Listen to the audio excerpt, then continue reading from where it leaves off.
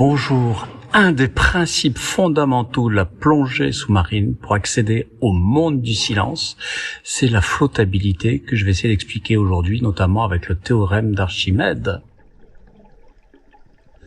Bonjour, c'est Vincent de l'école de plongée Aquadomia, ici en direct du Mexique lors de l'université d'hiver pour des formations souterraines dans un paradis au milieu de la jungle qui est dans les cénotes.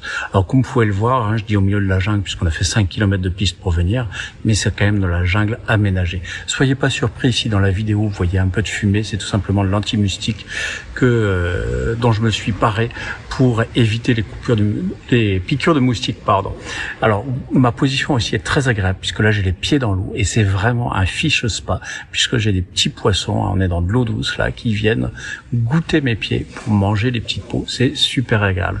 Mais revenons-en à nos moutons. Pourquoi je fais cette vidéo? Tout simplement parce que la flottabilité, quand on fait du cave diving, autrement dit de la plongée souterraine, notamment à cénotes, c'est hyper important d'avoir une position neutre, puisque si on remonte trop vers le plafond, on risque de casser des stalagmites millénaires. Si on fait un coup de palme vers le bas, on remue le sédiment, ça devient la nuit et on reste enfermé à risquer la perte et ne pas retrouver la sortie.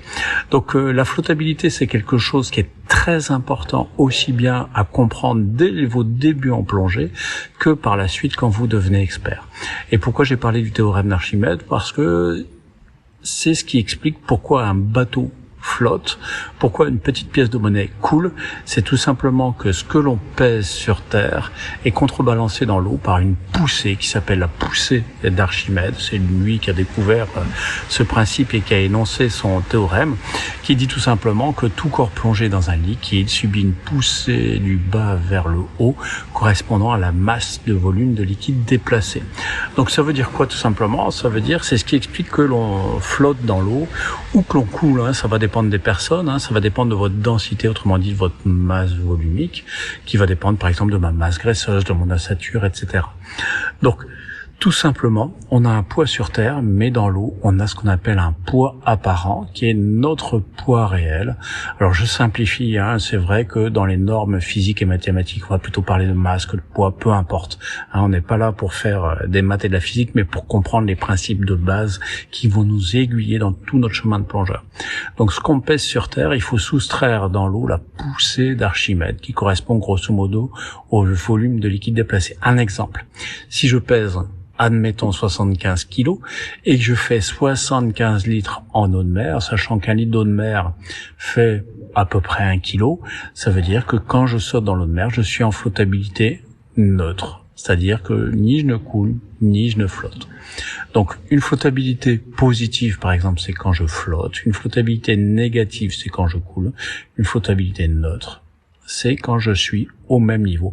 Et c'est ce que l'on va viser en plongée. Alors, ça dépend de plein de paramètres, beaucoup du volume. Notre volume n'est pas constant, notamment au niveau du volume respiratoire.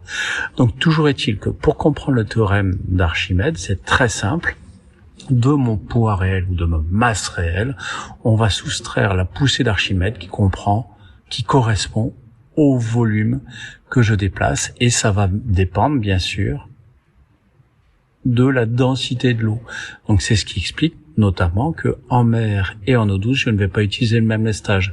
L'eau salée, comme elle contient du sel, est plus lourde.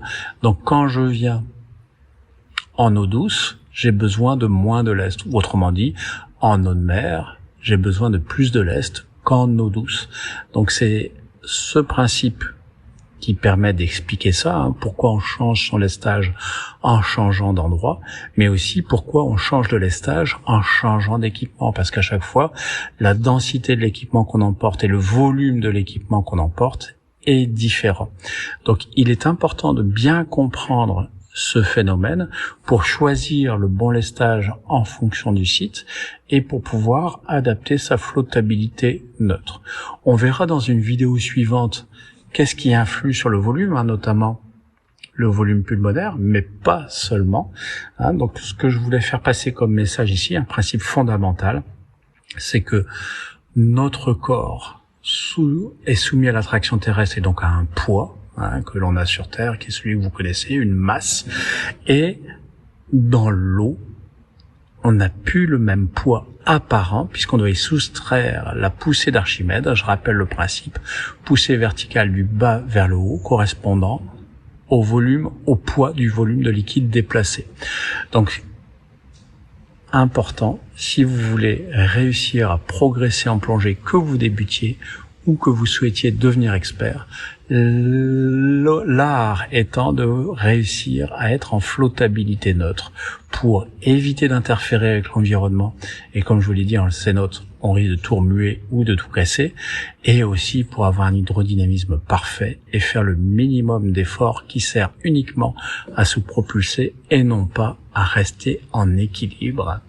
Voilà. À bientôt dans une prochaine vidéo pour comprendre les autres implications de ce principe de base. Si vous avez aimé cette vidéo, n'hésitez pas à mettre un petit pouce. Si elle vous plaît pas, moi je vous la rembourse. Et puis vous pouvez aussi télécharger, je remets le lien dans cette description, mon guide des trucs et astuces pour améliorer votre progression en formation plongée. À très bientôt.